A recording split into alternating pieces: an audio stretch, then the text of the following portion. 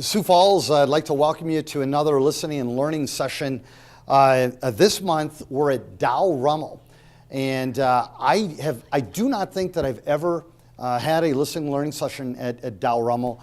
But when you see the crowd that we have here today, I think there's some good incentive for me to come back and engage these great people of Sioux Falls.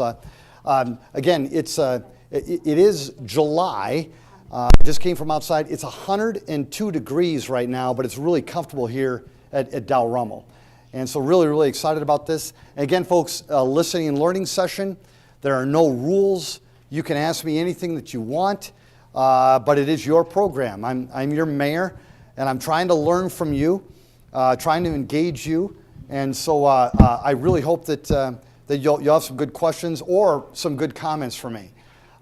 You know me by now. I've been your mayor for almost 7 years.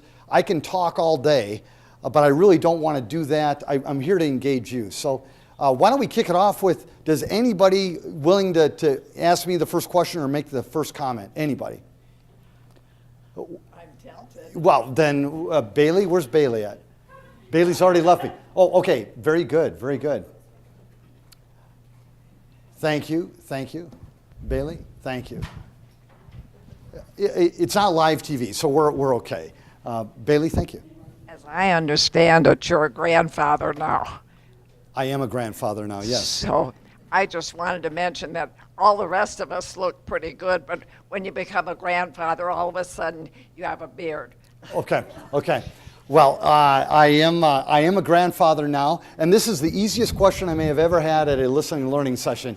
But I am a grandpa now, 2 months into this grandfather gig, and I am loving it. I mean, I had a really good life before, but now that I'm a grandpa, it really just elevates everything to a high level. And you know, Sioux Falls, I'll also tell you something, and there are times over the last 2 months where I've actually left my office to go babysit baby George. And give Kylie a break. And I'm really enjoying it.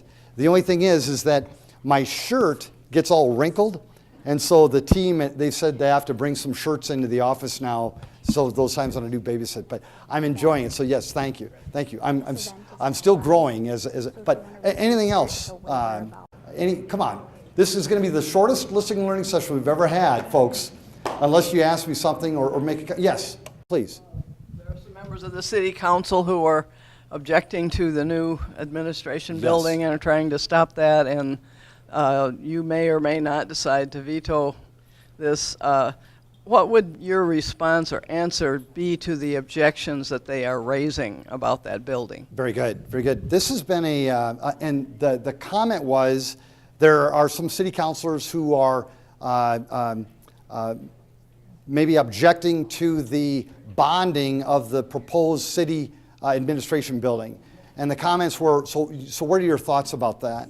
My thoughts are as follow. We've been talking about this as a city for a long time.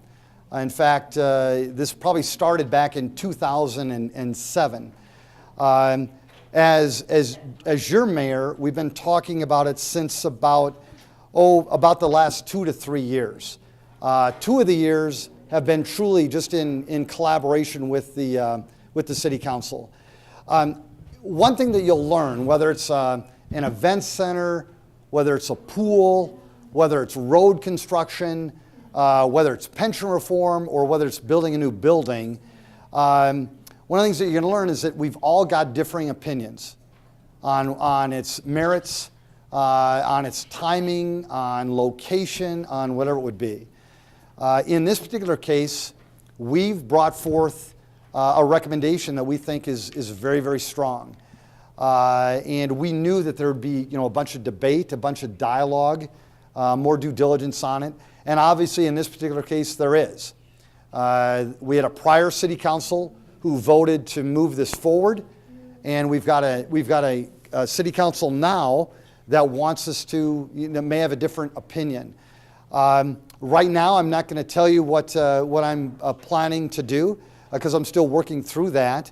But one of the things that we have been working on this for 2 years, So I think it probably gives you some indication that at a minimum, I think that the debate and the dialogue and the due diligence has certainly been worth it. We've got a situation where our city is growing about 4,000 people a year. Okay? So we're growing a new Yankton about every 4 years. I mean, imagine that. I've got some Yankton people here.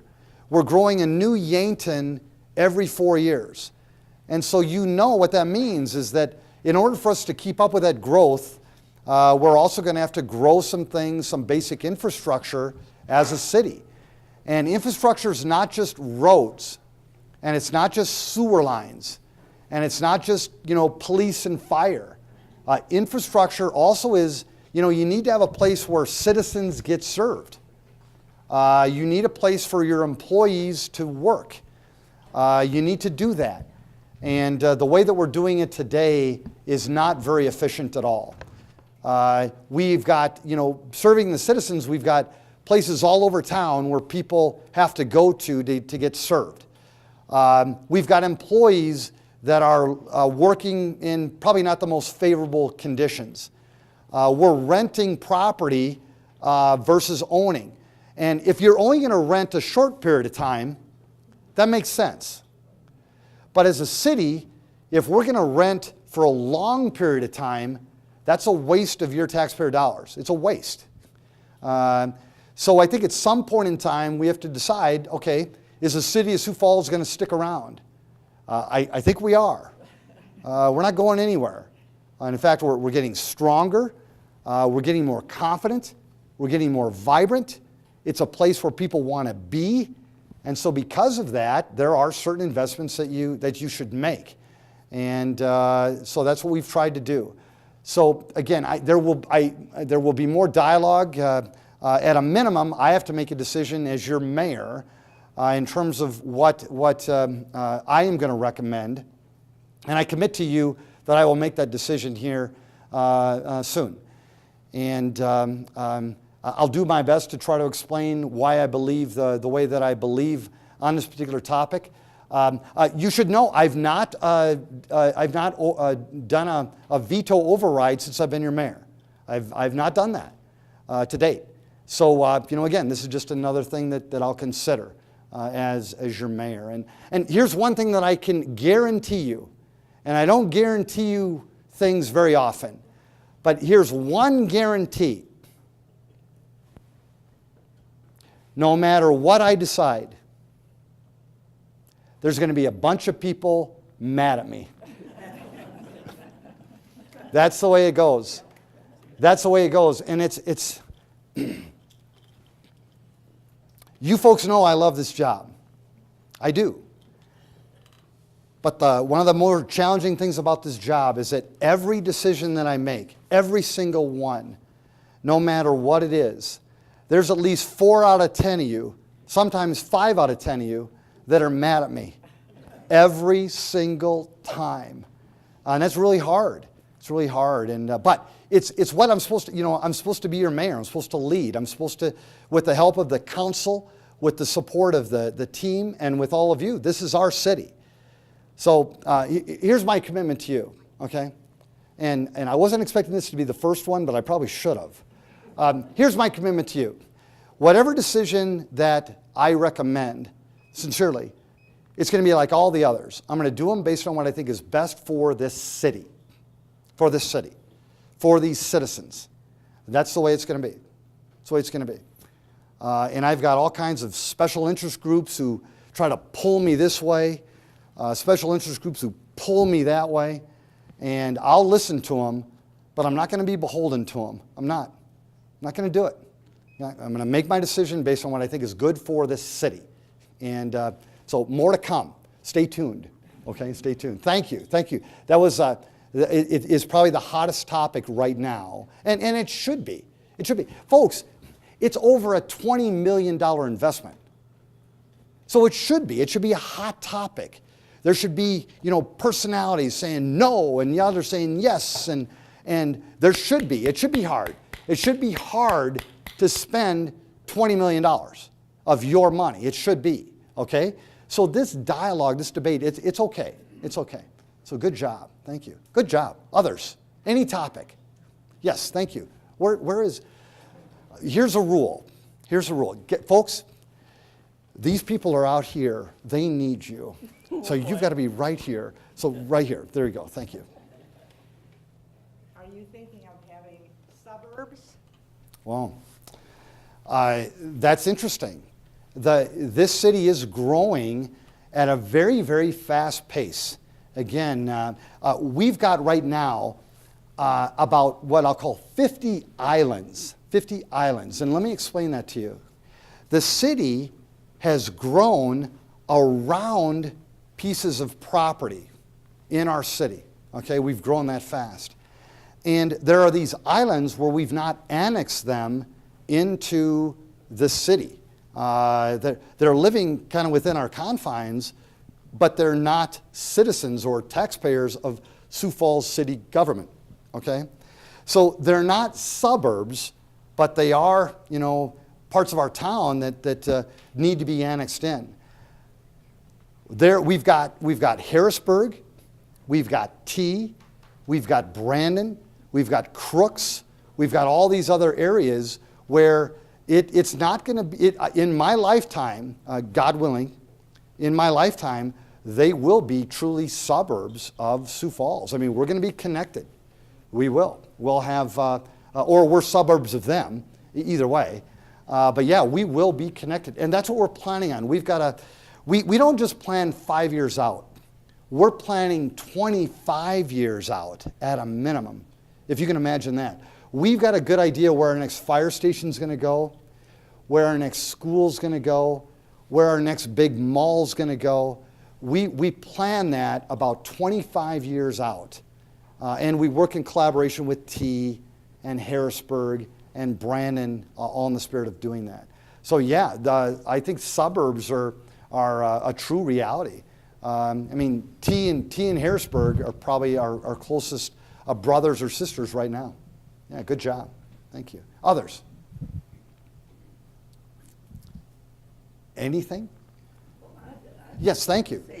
It may be controversial to some. I don't know about all the construction, but I think the streets in Sioux Falls are in such very good shape. I've been in a lot of cities where they're neglected and they are taken care of and they always look good. Can I ask you where you've lived or where you've visited? All over South Dakota and Minnesota. Aberdeen has a lot of problems because of the water level. And Mulbridge and I don't know where else, Sioux Falls. Oh, that's where we are now. Thank you. Thank you. And first of all, thank you for that comment. I thank you for that comment. We are spending a bunch of money, as you know, on roads and bridges and water lines, sewer lines. I'm an infrastructure guy, and I think that's what government should really focus on, is that infrastructure first. Your foundation should be really, really solid. And we've made a lot of progress on our roads. We've come a long way in 7 years. There's still work to be done.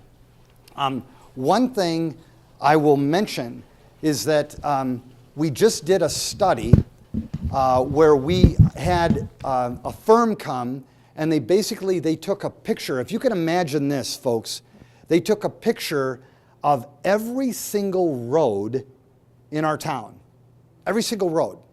And they analyzed it in terms of were there cracks in it, what was the drivability of it, what was the condition. We took a picture and evaluated every single road, and then we gave it a rating as well. And the reason we did that is that we wanted a more objective way to figure out where to spend your money, okay? And what we found is that now we know, bar none, we know the worst roads in our city. We know them. And this study, they called them backlogged roads. It's those roads that are in pretty dire need of repair. And about 4% of our roads are backlogged, okay? The national average that are usually around 10, we're at 4%. So we are in good shape in comparison to other cities. However, if you live on one of those 4% backlog roads, what are you? You're mad at the mayor. You're mad at the mayor. You're going, come on, mayor, when's my road going to get done? And so we are working right now on a plan to address not only those roads, but also all the other roads so we can stay on top of those too. If I could, have some magic pixie dust, I would love to just sprinkle it over everybody and take them on a journey of American roads. I'd love it. I'd love to take you all to towns all across America. Because like this person, and your name please? Ruth. Like Ruth knows, if you go around the country and you see the condition of roads that are out there, we've got some really, really good roads here. We do, in comparison to other cities. And in Ruth, as you also probably know, folks, we get snow here. We get snow here, we get ice here, we use salt here, we beat on our roads because of the snow plows. We've only got 5 months really to repair our roads. So for our roads to be in this condition, I do think it's a testament to our public works team. It's a testament to all of you because you want to have good roads. You do. And so Ruth, thank you. Thank you. I do think that I'm very happy with how far our roads have come. Now, we've got some more work to do. And as well as, you don't want to just focus on the roads, okay? You also want to remember the stuff underneath the roads too, okay? Those sewer lines, those water lines. And how many of you moved into Sioux Falls? Would you raise your hand? So about half of you. For those of you who moved in to Sioux Falls, I'm also worried about these other towns and cities in South Dakota too. And the reason being is that many times we focus on, we'll repair the road, we'll fix the pothole or the sidewalk, and because it's pretty easy to kind of forget about the stuff below the roads, it's easy, especially for public servants, mayors, city councilors, county commissioners. It's kind of easier for them to do that. It really worries me because those water lines, those sewer lines, many of them were built with things like concrete, and it was done not 20 years ago, hundreds of years ago. They are deteriorating. And if you don't get in there and fix those soon, or repair them soon, or replace them soon, you're going to have some really bad stuff happen. And then what happens?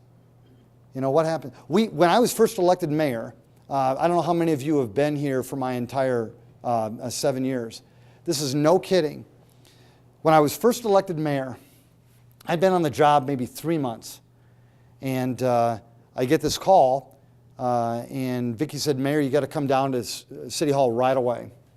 And I rushed down there, and Mark Cotter, who's the head of Public Works, he grabbed me and he said, Mayor Mike, he goes, you're not going to believe this, but we've had a major sanitary sewer line up by the prison collapsed on itself. Do you folks remember that? It collapsed on itself. And so we had all this raw sewage that was backing up through the system. And Mark said, Mayor, we've got a really good chance that 25,000 homes are going to have raw sewage in their basement here over the next couple of hours or days. And we ended up doing some things to help that effort. But the moral of the story was this. I think it was a real wake-up call for Sioux Falls, that you really have to pay attention to your infrastructure. You really do. And if you don't, you have no one else to blame but you. It is expensive. Yep, it is. But if you don't do it, can you imagine? That would have been the worst health catastrophe in Sioux Falls history. Maybe South Dakota. It would have been 25,000 homes with sewage in their basement. Can you imagine that? So these small towns, these big cities in South Dakota, we also have to focus on the infrastructure below the ground too. So good job. But thank you for the comment on the roads. I appreciate it. Not everybody in the room agrees with you. They don't. They don't. But I do think they do. I think they know this. They know that we're aggressively attacking it. I mean, there's orange barrels everywhere, aren't there? They're everywhere. And I love it. I love it. So thank you. Ruth, thank you. Thank you. Others, other questions? Anything? Thank you. Thank you. We'll go to the gentleman there first. And can I ask you, could you just tell me your first name and then? Bob. Yes, Bob. I have a quick question, and then I'd like to make a comment if Sure, I could. Bob. I wonder, are you concerned at all with the liability of policemen in recent weeks? And is some precautions made for their safety? Yes, and Bob, do you want me to answer that first and then you'll make a comment? Or do you want to make the comment now? You go ahead, Well, sir. the comment was just that if you talk to people that have been around this town for 50 years or more, what they say is it's too big. I like it like it used to be. And I think we've got a progressive community, we've got to get some growth, but isn't it growing too fast? Good job. I know Bob, and I appreciate him. And he's a guy who has been involved in not only Sioux Falls, but South Dakota for a long time. And he follows the city, like the back of his hand.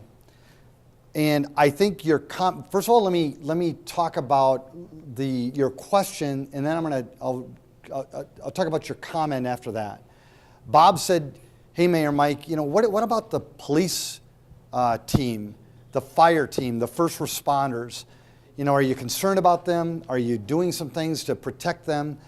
And Bob, first of all, thank you. What's going on in America is frightening beyond belief. But it is real. It is real. In Sioux Falls, we don't put our heads in the sand on this stuff. This stuff could happen here too. It could. As you know, it can take one person who can do some really bad things in your community, including Sioux Falls. Here's our commitment to the police team, to the fire team, to the first responders. We invest heavily in them. We do. We try to hire as many people as we can to keep up with the growth. In my budget that I'm going to present here on next Tuesday, you'll see we're going to hire more police officers, like we always have. And it wasn't just me. Mayor Munson did it. Mayor Noby did it. Mayor Hanson did it. We invest in police here in Sioux Falls. We do. We give them the best training, the best equipment, the best resources that we possibly can. We do. All in the spirit of, again, not only protecting them, but also we want to protect you too. And so we do that. Bob, here's the hardest part though. No matter what we do, no matter how much we invest, there's still the real potential that someone can do something really, really bad. And that's just kind of the way that it's worked in your lifetime and in mine, is that we take the day that God gives us. I think we go into it positively. We try to find the good in people. We try to protect and serve everybody. But if someone does something really bad, we try to care for the people that they hurt, and we try to catch the people that did the bad stuff. And they're out there. And I'll talk about that too, because I think that kind of leads now to Bob's next comment, and that was, hey, Mayor Mike, I don't mind progress. I don't mind growth, but what are we growing too fast? Are we growing too fast? I don't think that we're growing too fast, but there are some things going on around the city, around the state, around the country that are very, very concerning. Okay, and let's talk about it. And this is going to be hard, but let's talk about it. If you look at the crime that is occurring in our city, in our state, and in our country, crime, okay? These bad people doing bad things for the most part. There's three reasons that it's occurring, and it is rising. Okay, it is. It's really three reasons. The biggest reason right now for the increase is, what do you think it would be? Drugs. It's drugs, and it's interesting. It's meth. Okay, meth. But now it's interesting. It's not just meth. It's what they call opioids, and a lot of the stuff is prescription medicine that they get, and they get addicted to it, or they sell it to others who get addicted to it, and it's called an opioid. And what's so crazy is that now there's an even cheaper way to kind of get that high, and this will really scare you. It's heroin. Can you imagine that? And so you throw all that into the mix, you got drugs, okay? Drugs, and they've been around as long as you've been around, folks, drugs. They have. And we've been trying to stop them forever, and we're not doing a very good job doing it, are we? No, we're not. Drugs. The other one is, you can imagine what that is, when people do one thing and they do it too much, they do some stupid stuff. What is that? Alcohol. Thank you. Alcohol. It is. Alcohol. When you drink too much, or when you go to the extremes, you really can do some really dumb stuff. Alcohol is another thing that is causing a lot of the issues, especially. Can I have your help, please? Thank you. Thank you.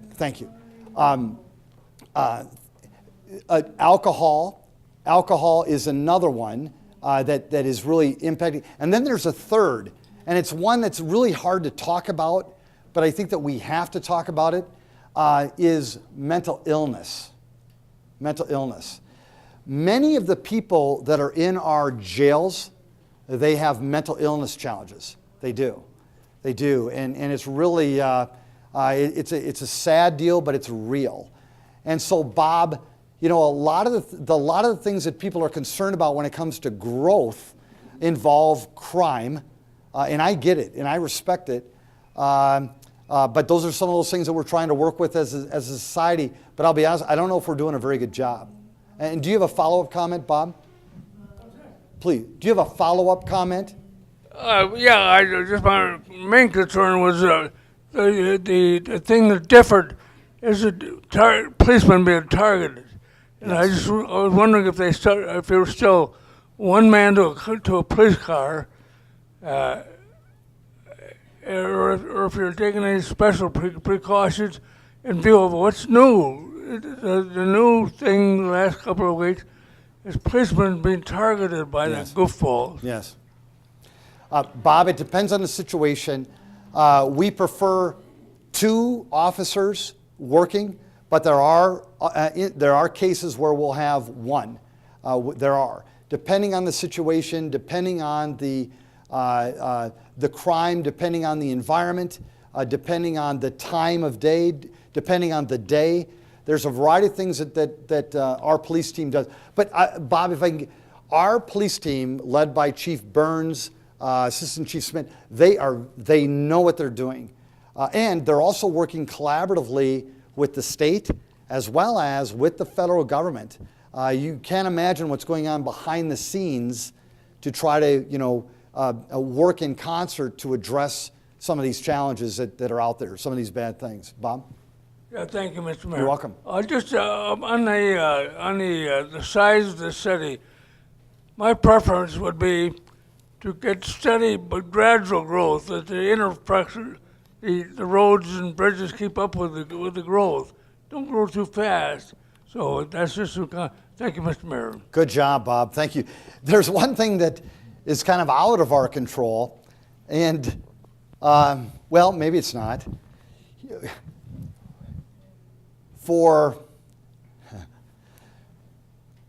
generations in South Dakota, for generations in Sioux Falls, we've been talking about creating an environment where, our young people would want to stay at, or maybe even come back to.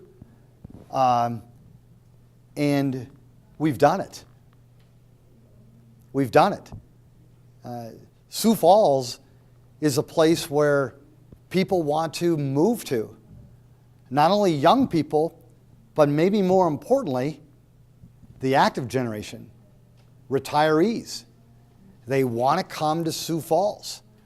And, so we've created this place where it's an attractive place to live. It's a great place to work. It's a great place to play. And so, we've got a quality of life that is just really good right now. And people know about that, and that's where they want to raise their kids. That's where they want to have a job. That's where they want to retire. And so, how do you tell people, well, you're not welcome, I'm already here? You can't do that. Bob, the word is spreading. Sioux Falls is doing really good. And folks, in terms of a place to retire for the active generation, it was named one of the top 5 in America. And I can't tell anybody else, well, you can't come retire here. I can't tell people that. That's not right. If people want to retire in Sioux Falls, South Dakota, come on down. We'd love to have you. If people want to work in Sioux Falls, come on down. We'd love to have you. And to me, if people want to raise their families here, they should come. With a caveat. They should be a good neighbor at a minimum. They should. They should. You can't, but not everybody's a good neighbor, Bob. Yeah, good job. Thank you, Bob. And it's great to have you here. Thank you. Thank you. Others, thank you. I love these. Are you going to get individual cameras for Would you just tell me your first name, please? Arlette? Arleth. Are you going to get cameras for each policeman? Good job. That's a great question.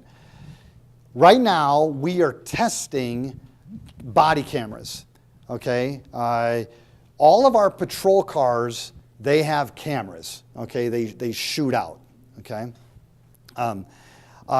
We are right now testing body cameras for people that are on bike patrols or that are on motorcycle patrols, okay?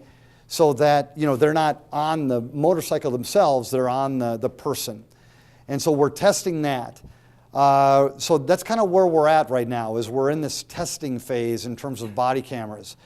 The interesting thing is that they are quite expensive, okay? That's not the reason why you wouldn't do it, but you should know they're very, very expensive. And it's not so much the camera itself, it's all of the data behind the scenes that you have to keep all that memory of all that film. And it's very, very expensive. Reality is most bigger cities across America now, they're going to body cameras. They are. In Sioux Falls, we're not there yet. Yes. Would you repeat that, please, Honest? Thank you. Thank you. Because the bad people, are complaining the policemen are hurting them. And that's why I thought those body cameras on the policemen would be better to see for sure who hurts who. Yes. And these incidences, they're rare when those body cameras really play a critical role.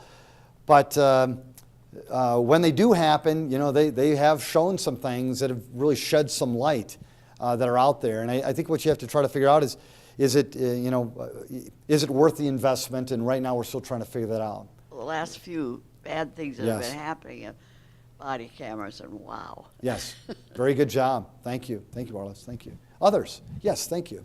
Thank you. Are there plans to widen Madison Street coming in from the interstate to our complex of event centers? Very good. Yes. There it becomes very congested. Yes, very good. And thank you. Thanks for paying attention to this area. And if I could, if I had enough money to do it all in 1 year, certainly as we were building the event center, I would have taken care of all the infrastructure around it. But because it's so expensive, you do have to do it in pieces. You do. And as you know, we took care of Russell, and then we're working on West and Western and all this. And so yes, Madison, you'll see, will be another piece of that puzzle. to stay one step ahead of all the activities that are happening here. The good news is that with all of the big shows that we've had, Elton John, Paul McCartney, the Eagles, whatever it would be, the good news is that people are getting in a really timely fashion, and maybe more, what's even more exciting, they're getting home in a very, very timely fashion. However, we still do realize we've got to invest in things like Madison Avenue as well. We've got to make them smoother, safer, wider, faster. We have to do those things. But again, we're going to go back to that prioritization. We're trying to prioritize these very, very valuable taxpayer dollars as best we can. And we want to do it all. I've got some folks that don't have near as much traffic, of course, as Madison, but their road is in really, really bad shape. And they're going, come on, Mayor, I pay my taxes too. I'm just as important as someone who's going to see some rock show at the event center. And so that's where that balance comes into play. And that's where this study that we did will help us determine what's the right thing to do. But yes, Madison is one of those that we're paying attention to as well. It's interesting. We don't have a lot of east-west. Our east-west roads, they're really critical for us. The east-west, trying to keep people going east and west, that's hard. We've got those two golf courses side by side right in the heart of our town. That really impacts our city. It does. And that was a decision that was made by a mayor a long, long time ago, or council or whatever. And those golf courses, they're not going away, and nor should they. But it does impact our city. And that's why that Madison Road is so critical. Yeah, good job. Thank you. Thank you. Yes, thank you. One thing about Madison that I think would be nice to do, even before you get to the widening part and all of that, is to post it in some ways to make both pedestrians and drivers aware of the fact that when there are ball games there on summer evenings and people are parked solid on both sides and other people are trying to get up and down the road, I think just even some signs to alert people on both sides of the fence that it's kind of a safety issue there, I think. I love it. I love it. Thank you. Thank you. And that wasn't a question, that was a comment, and now I can learn from that. I will tell you what, SMG, the folks that are managing our events center, managing our arena, our convention center, our ballpark, I will mention that to them because it's good advice.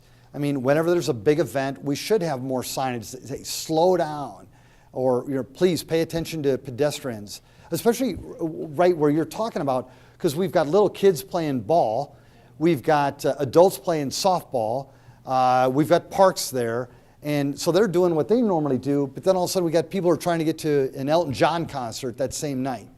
Yes, it was a good job, thank you. Thank you, I appreciate that. Others, great job, keep them coming, proud of you. Yes, thank you, thank you. I got a bit of good news. We got the best downtown in the country.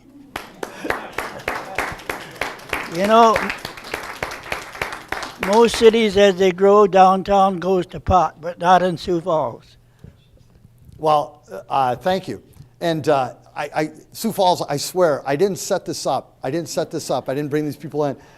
Thank you. Our downtown, and I mean, when I was running for mayor, our downtown was a lot different 7 years ago. It was not. You remember that was the economy was not very good. Our downtown was really struggling. I went to every floor of every building in our downtown, and I'm telling you, there were floors where I could have lived there and no one would have found me. In downtown, that's not a joke. That's real. That's real. We had businesses that were barely hanging on. In our downtown right now, thank you, sir. Our downtown, I believe, I'll compare against any in America. It is really hopping right now. And the thing that I'm most excited about is not only is it the place to work, okay, 8 to 5, Monday through Friday. It's a great place to work. It's a great place to play It is. It's a great place to play. You go downtown on the weekends, oh my gosh, it's hopping. Nights, it's doing very, very good. It's a great place to play. You know what I'm excited about, Sioux Falls? Dow Rummel? What am I excited about? Thank you. And your name? Jean. Jean says it's a great place to live. That was my, that's what, he may have a follow-up. Thank you. You're learning. Good job. It's a great place to live. It is. That was my dream. That was my vision. That was my goal. Because I've lived, like you, I've lived all over the country. I've traveled all over the world. If you want a vibrant downtown, if you really want it to be vibrant, you want to make it the place to live. Because then your blood is pumping 24 hours a day. It is. I got a bit of history, though. Please, go ahead. We had a suburb once, East Sioux Falls. The streetcar used to run to East Sioux Falls. Thank you. Very good. Very good. And, you know, we could talk about that topic too. But our downtown is really doing well right now. And what's exciting is that there's all the old buildings downtown, they're being refurbished and they're being turned into places to work, or better yet, they're turning into lofts where people are living. And it's not just young people, it's people of all ages. A lot of retirees they want to live in downtown Sioux Falls. And we're growing places to live downtown in ways that we've never thought of. So thank you. And where have you lived in your life? Can I ask? I spent most of my time in Slayton, Minnesota. Slayton, okay. Yeah. Okay. What's the best part of downtown for you? Phillips Avenue. Phillips Avenue. It's a joy to see those people enjoying downtown. And your first name, sir? Marvin. Marvin, what we're trying to do, Phillips Avenue, what Marvin's talking about, now what we're trying to do is we're trying to replicate that. And we're trying to replicate that now on Main. We're going one street over to the west, okay? And now we're trying to recreate a Phillips on Main with what's called the Main Avenue Road Diet. And so we've got all these cutouts, and we want to get people eating there and playing there and working there and living there. So that's it. Marvin, we're not done. We're not done. Thank you. Thank you, Marvin. Appreciate it. Thank you. They don't have the old buildings though. You know, that's interesting. They're not as old and they're not as tall. That's true. But the ones that are there, they are getting refurbished. And I think that you're going to find there's some interesting announcements coming on some of the buildings there. And again, they may not be as high, but they're going to be unique. Now, there is one that is being built right now called Washington Square, right across from the Washington Pavilion. That one is going to be really tall. That's going to be modern, though. That's going to be modern, but I think it'll have some features that'll give it some really aesthetically pleasing features that'll tie in nicely to that downtown. My son did the Carpenter Hotel. Oh my, okay. And the Carpenter, that has turned out to be just magnificent. Magnificent, so thank you. Thank you. And that's, all those buildings downtown, you know what's so attractive for the people who want to live there, you know what they want? They want it to look old. They want it to look old. They want the old brick, the old wood.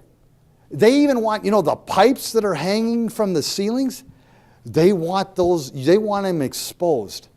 The older, the more historic that it is, the better that they like it.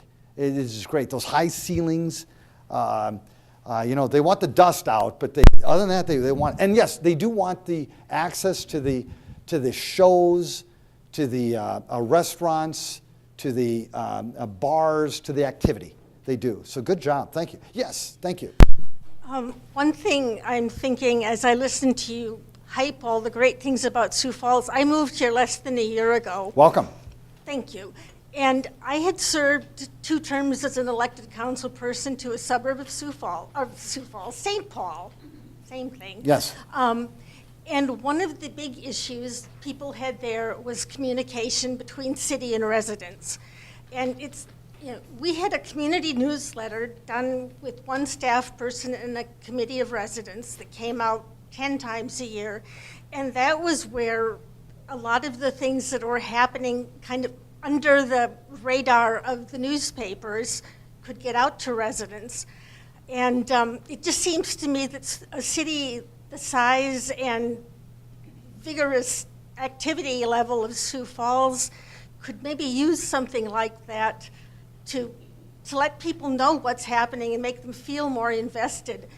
And I just think that, you know, rather than relying on the Argus Leader and Gannett to decide what'll get in the paper when, that I would just like to see the city at least consider doing something like that, to do a newsletter from the city to the residents and businesses. Thank you. And your name, please?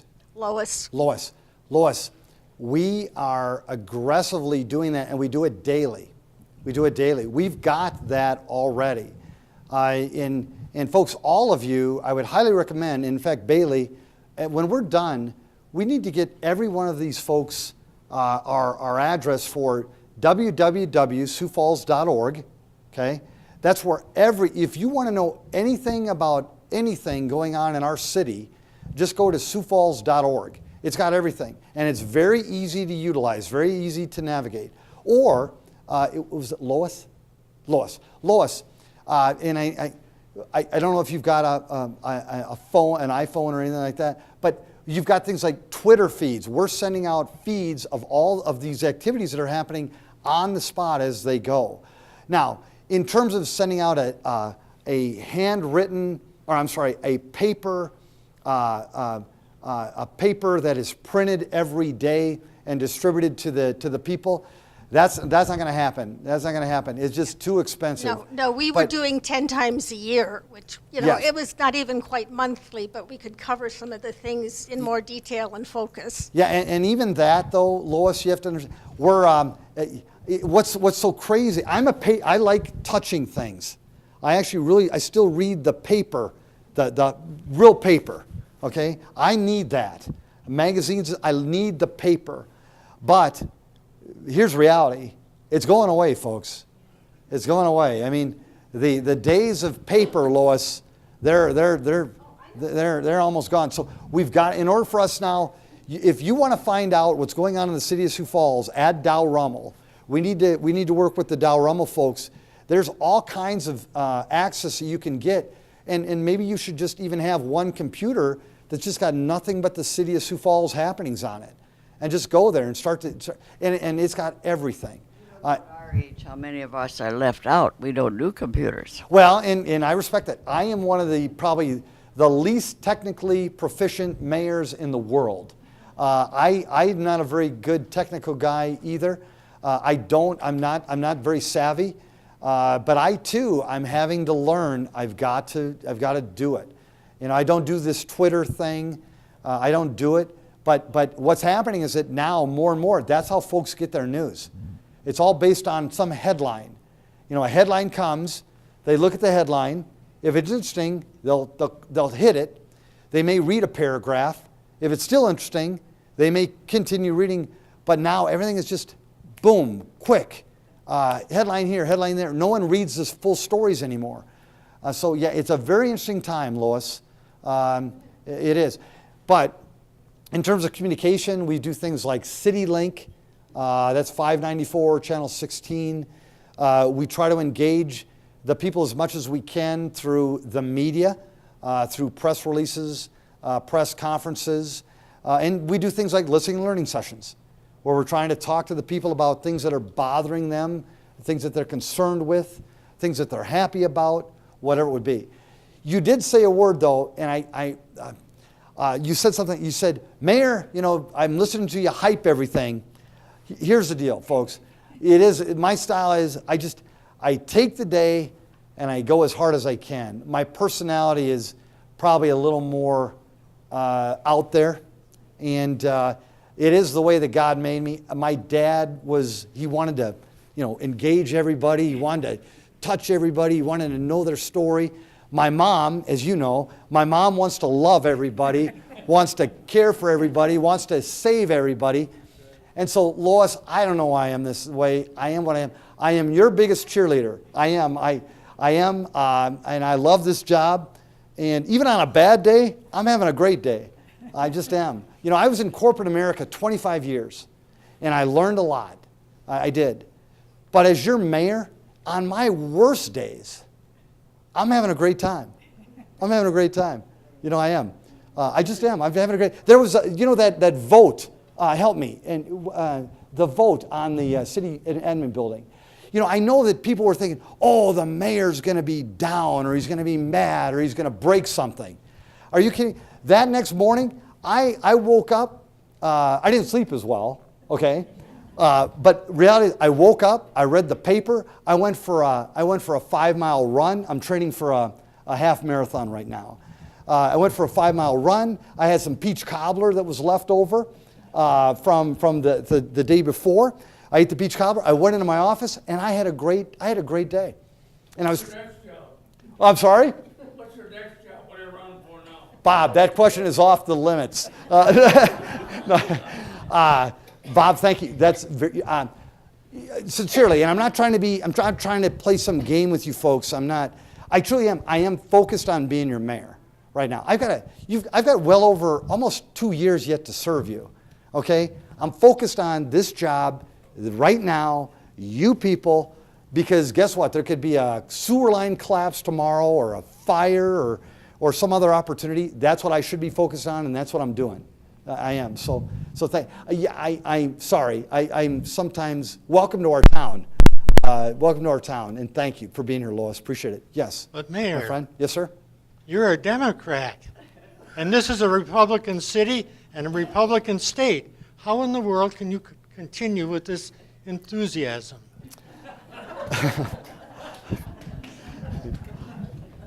Oh, more water, please. More water. Oh my gosh. I am coming back to Dow Rummel too, by the way. I'm coming back here. They're loosening up, aren't they? They're loosening up. Let me just say something.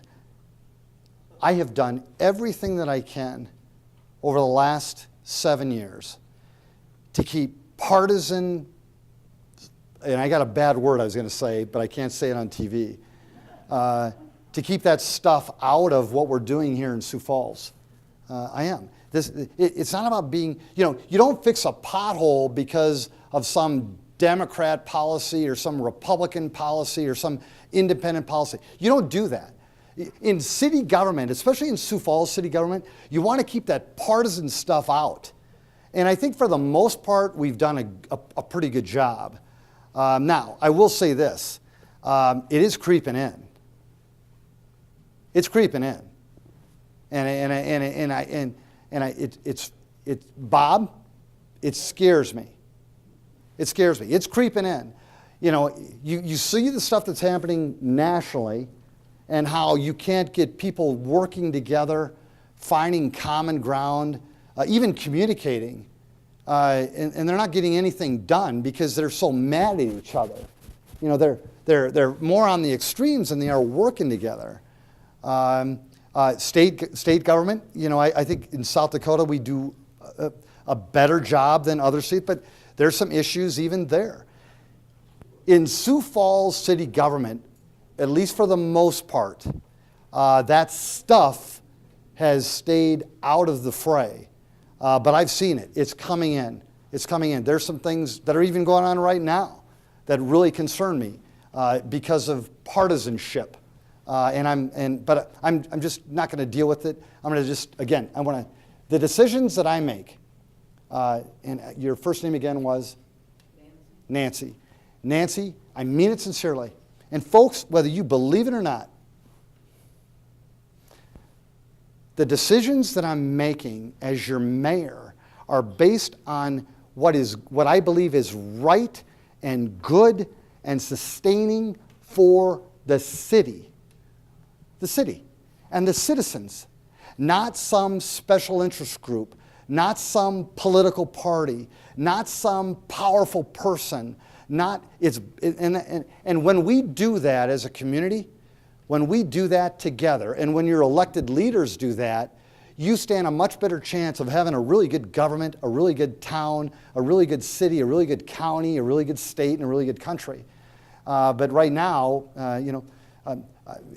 that's not happening everywhere. And sadly, it's creeping into Sioux Falls.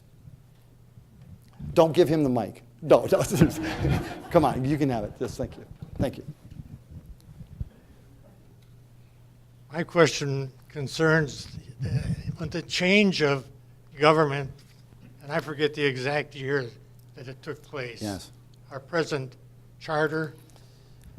At that time, one of the reasons it came about was the fact that people felt all the power in Sioux Falls was south of 18th Yes. Street.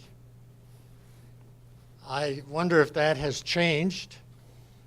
I also was a part of city government in the sense that I was the first chairman of the Board of Ethics. Yes.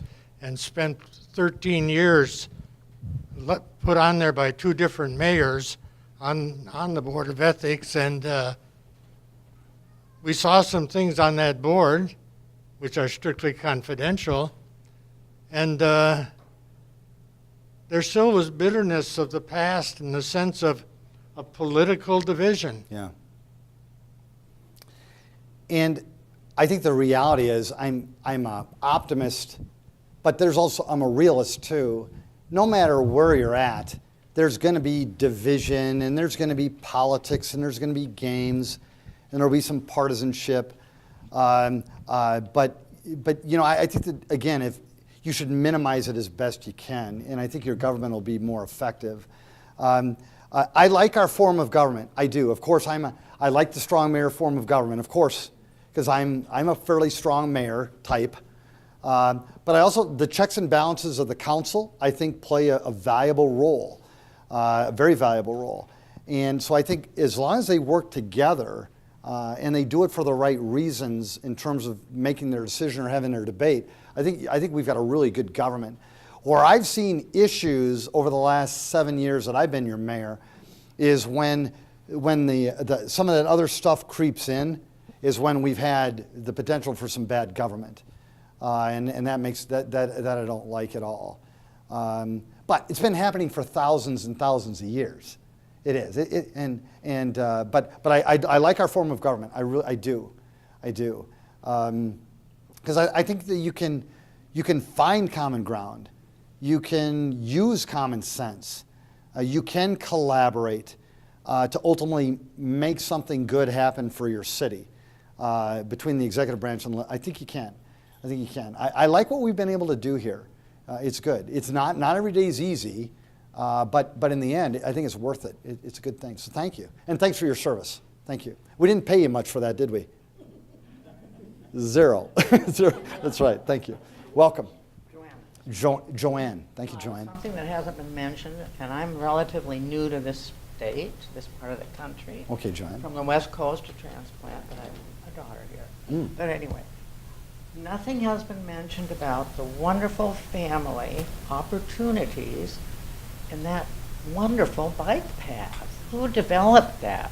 What a wonderful place for the whole family to go, whether it's mother and somebody in a stroller, whether it's husband and wife, whether it's the whole family.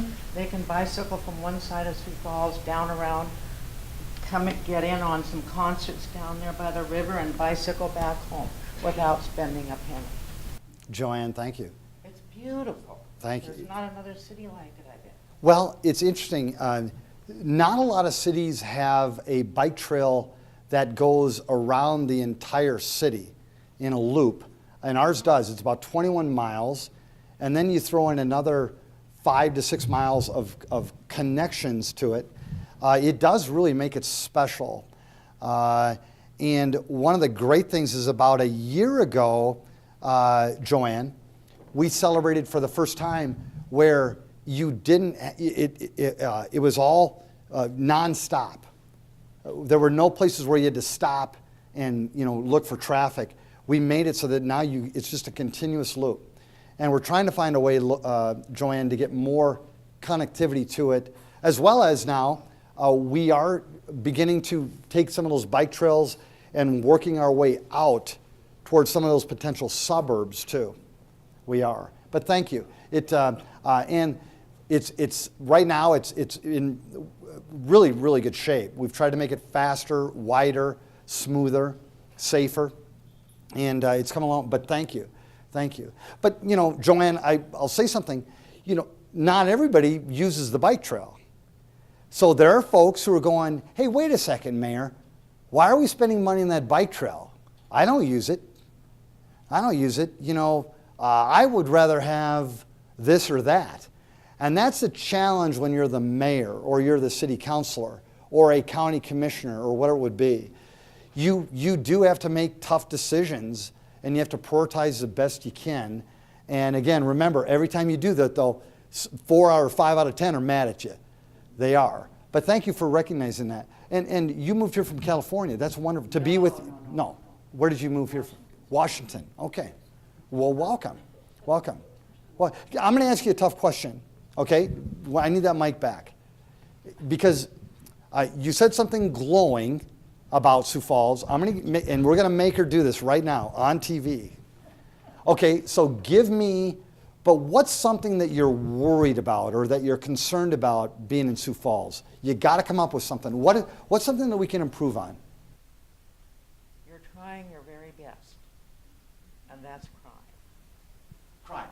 I mean, everybody here has heard me say, when my husband and I moved here, about almost 10 years ago, we moved here from Gig Harbor, Washington, which is right next door to Tacoma. And at the time, every night, he said, they kill as many people on the streets of Tacoma at night as they do in Iraq. And here in Sioux Falls, when we came, maybe there was one a month. Maybe there was one murder that got to be almost a week. And now, it's becoming a city.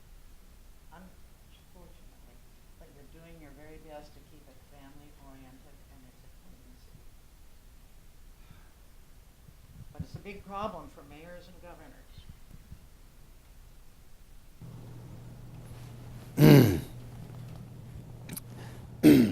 It is.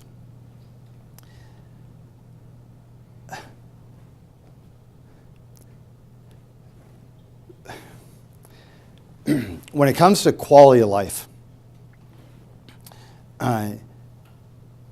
bar none, Joanne, the most important factor in that quality of life is whether you feel safe. Because everything else is secondary. It really is. I mean, we probably need water and air, some food. But the safety, do you feel safe, is so critical. And so when Joanne talks about, or Bob talks about, Mayor, gosh, are we growing too fast? And it seems like there's more crime. It does really bother me. It does. But my commitment to you and the council's commitment to you is that we're going to keep investing as the time, the talent, the resources, the training, the technology to stay ahead of it.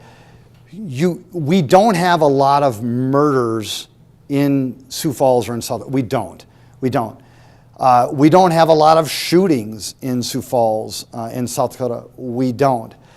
But the reality is that more and more, as stated by Sheriff Milstead and Chief Burns, they just said it the other day, we don't have a lot of shootings, we don't have a lot of murders, we don't have a lot of things like that. But more and more, there is more of a propensity that if something bad is there was a gun there. There was a gun there. And what Sheriff Milstead and Chief Burns said is that more and more it's these drug deals that are going on. And it was interesting how they said it. They said that they were trying to coach the people of Sioux Falls. They were saying, what happens is that there's somebody who wants to buy drugs and who has cash, and then there's someone who says they want to sell drugs, and so the two of them get together. And it was interesting what Sheriff Milstead and Chief Burns said. They said that in some cases, the guy who says he wants to sell drugs, He just wants the money, and he pulls out a gun and says, give me your money. Or the other guy says, I want your drugs, give me your drugs. Or that's what's happening more and more. And that's the scary part. And I don't know how to fix that. I don't. I mean, Sioux Falls, I don't know how I'm going to fix it. We've been talking about this as a nation for a long time. But it is happening. And so, you know, I made you answer that question because I really do care about it. You know, I can be your biggest cheerleader, and I can, you know, talk about all glowing how well we're doing. But we still have challenges here. We do. We've got some roads that need to be fixed. We've got some crime that needs to be addressed. We are growing as a city. We have to pay for this stuff that we all want. It's not perfect. So yeah, thanks for coaching me. I think that reality is, I think that that's probably the one thing that I'll hear more and more. Not a lot, but still, it's, you know, Mayor, we're still a very, very safe community, but God, just seems like those casinos are getting busted into more. Or, you know, it seems like there's more someone going into a place and saying, hey, give me your money. But I think what Sheriff Milstead and Chief Burns will tell you, it goes back to that drugs. And what a sad deal. I mean, these people, drugs, alcohol, and the mental illness challenges that we face as a community. Good job. Have a survey of all these bad things that's going all over the world. If it's drugs, these young kids when they go to school and shoot, aren't they on drugs? That makes them do that. Yeah, the comment was, and we didn't get it all, The kids but that go and do yeah. stupid things like that, aren't it because of drugs? Well, and you know what is, and again, I think sometimes we want to talk about just the kids using it. Folks, the drug stuff, it's all ages. I know, I'm It's just all ages. talking about the shootings at the schools, you know? Yeah. And that all over the country. Yeah, and that. it- Don't you think they're all, even the blowing ups over in Europe, don't you think there can't be that many mean people inside? Well, see, but I don't think there are that. I don't think there's that many mean people. I don't think there are. Causes them to do for that. most, yeah, I mean, it's very, very rare that a person is going to go to that extreme that they do, where they do really, really bad stuff like murder someone or hold somebody up or you know, physically. It's very rare, but they are there. And it does get your attention. And now with the way that we do things through Twitter and Facebook and media, it's so we do feel it when it does happen. And it's real. So no, I thank you. Good job. You've been here 10 years. I think about 10 years. 10 years, thank you. Well, thanks for coming. Family city. And it is. It is. No matter what challenges we have, the reality is, and again, I'm your mayor and I'm cheering you on, but you try to find a better city than Sioux Falls right now. It's really hard. Because financially, we're in good shape financially. Our quality of life is very, very good. We still have challenges. You know, affordable housing is becoming a big challenge for people. Affordable housing. And especially when you've got people moving into your town. Because even the cheaper properties or the older, they're getting purchased now, refurbished, and so where do people who can't afford, where do they go? Affordable housing, really, really a tough deal. I like how our wages are starting to go up here more. They are, again, because you got a 2.1% unemployment rate. Wages are going to go up, benefits are getting better. But it's still, it's a challenging time for some people. Yes, thank you. Good job. Keep it coming. Others? Yes, thank you. Thank you. Thank you. You've done a great job. Let's give her a round of applause today.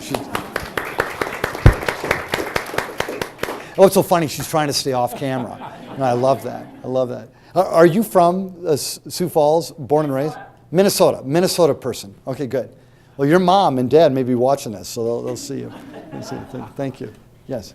I'm wondering if you have a special team that is focused on drug problems and trying to keep it out of the city. Thank you. And your first name, please? Carol. Carol, we do. Carol asked, do you have a special team that focuses just on drugs? Yes. It's interesting We've got special teams focused on things like narcotics or drugs, gangs, focused on these very specific types of crime or activity, not only when it occurs, but more importantly, we're trying to be in front of it. You know, we're trying to catch it before it occurs.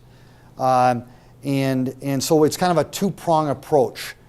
We even break out now, we've done something different over the last 6 years. Now we even break everything out into quadrants, okay? So we've got a police team that works on this part of town, police team that works on this part of town. And that was important because, again, it went back to communication. We wanted to find a way to better communicate with the people of our town.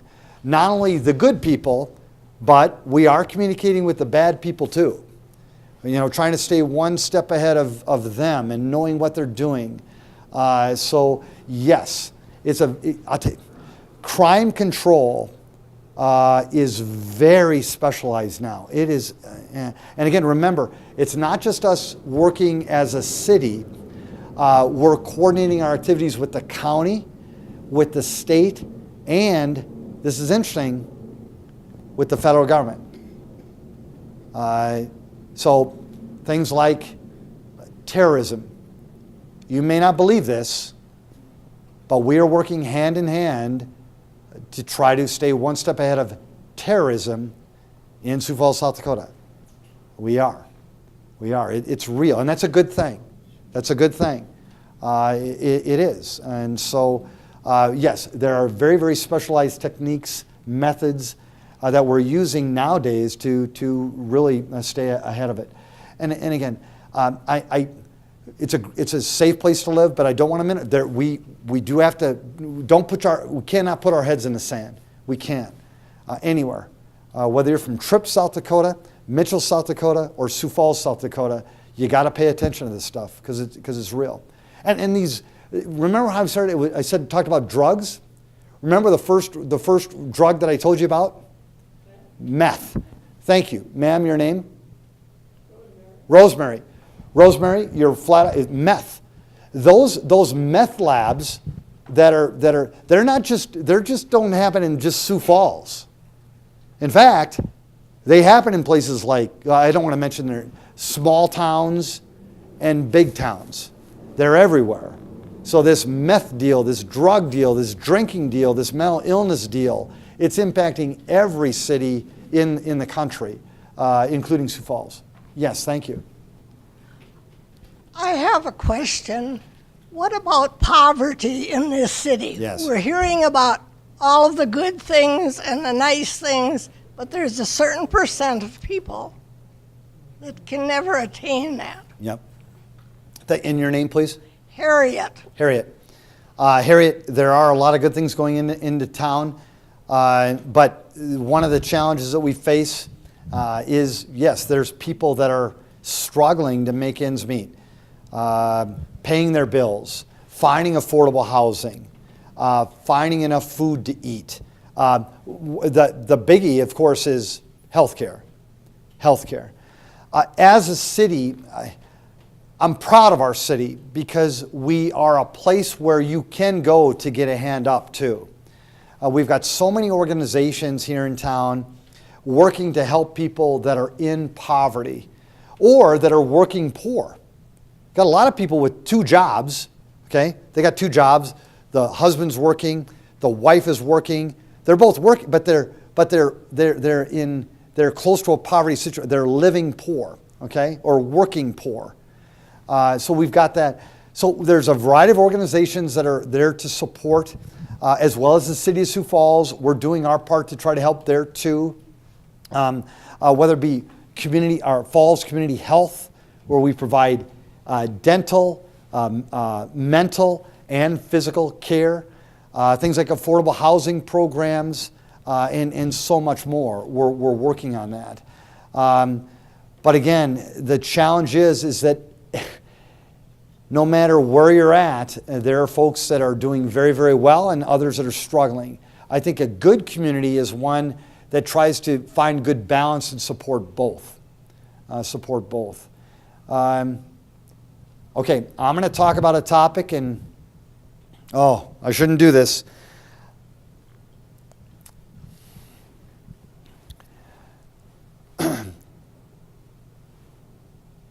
You know my mom.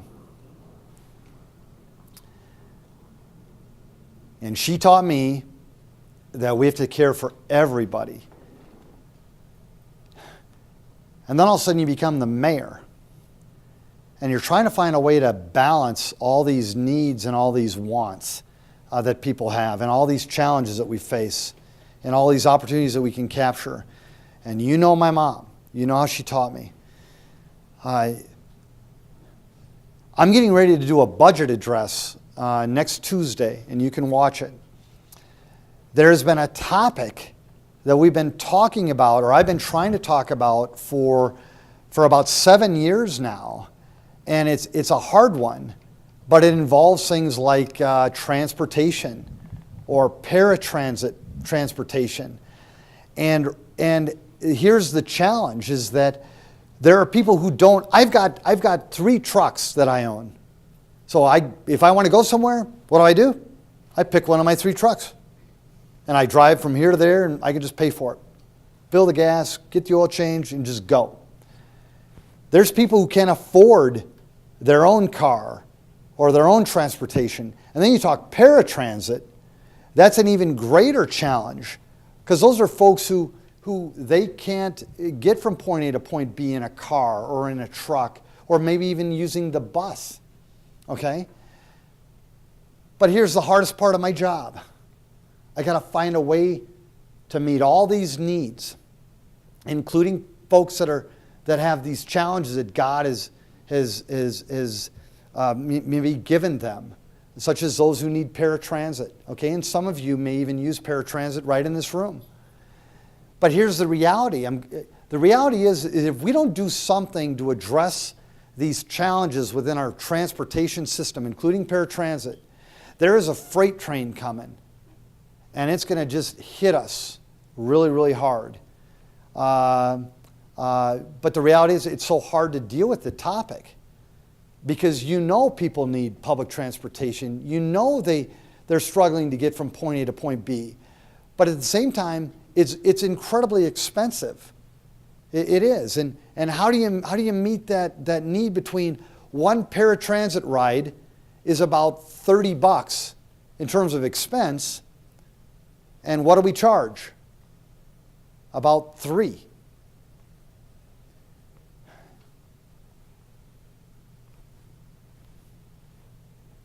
What do we do? What do we do? I mean, from a business sense standpoint, that doesn't make a lot of sense. But these people are struggling. You know, they want to go to the shopping, or they want to go to their doctor's appointment, or they want to go get their drugs filled at the drugstore, or they want to go to church.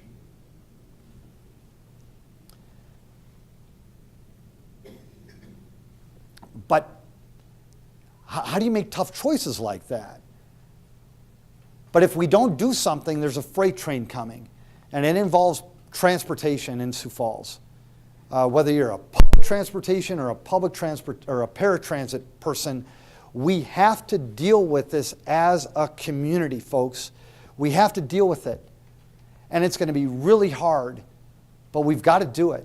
We've got to do it. The federal government, the money that they used to give us, they're not giving it to us. The state government, and I'm not blaming Governor Dugard, but there's no money coming from the state government to deal with public transportation or paratransportation in Sioux Falls, South Dakota. We have to figure this out as a community. And I'm going to warn everybody on Tuesday. This is one topic I've tried to bring to the forefront that we've got to be more aggressive with, and it's not getting the attention that it deserves. And it's that battle between, how do we serve the poor, but at the same time still be prudent and responsible with the taxpayer dollars that we've got. And so it's really hard. It's really hard. But I still love the job. But at the same time, my mom and my dad taught me there's certain basic things, though, that you have to do, and that's care for everybody. regardless of their age, regardless of their income, regardless of their color, regardless of what church they go to, regardless of that. But it's hard. And again, I grew up pretty poor. I know it doesn't look like it now. I know.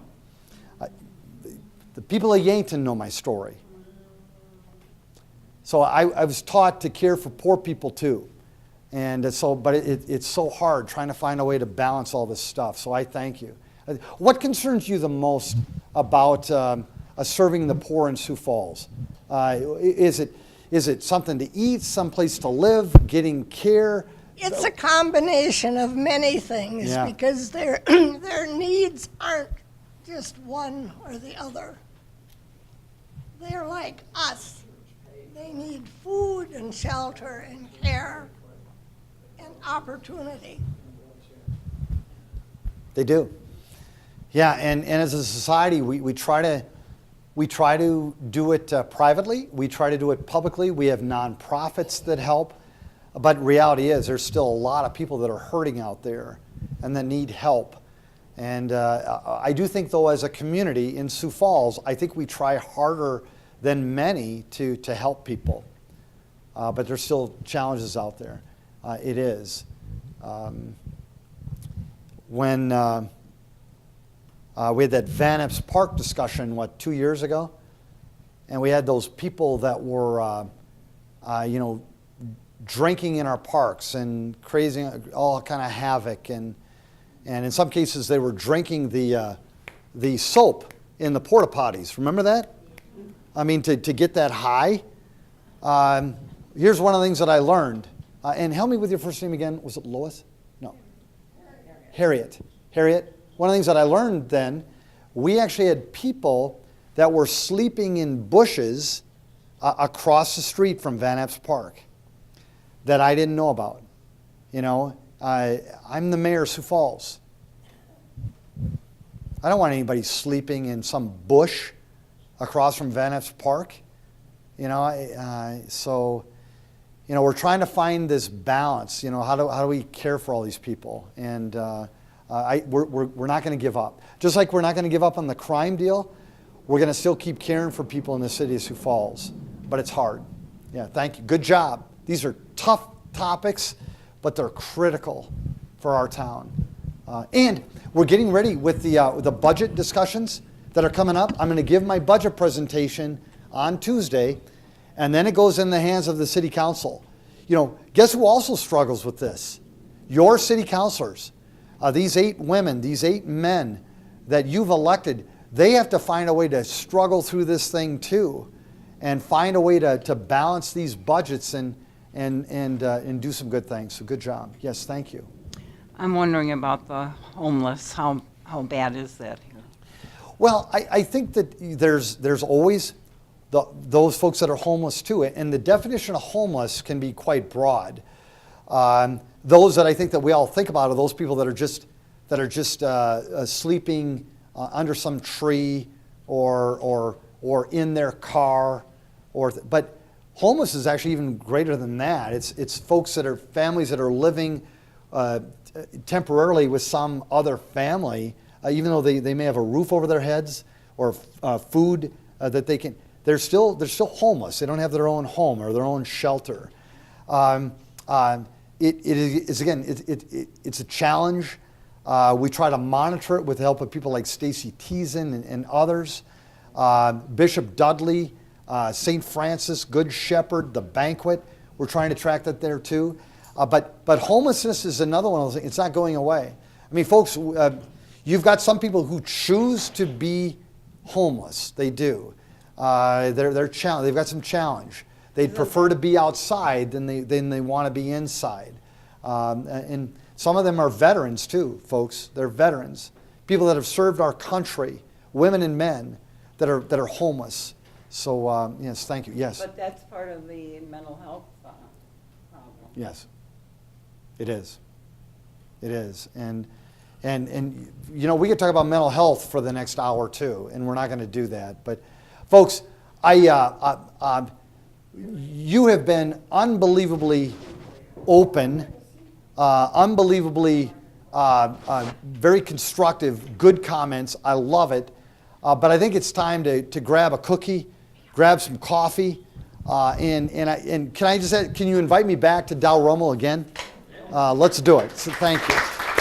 Thank you. Thank you.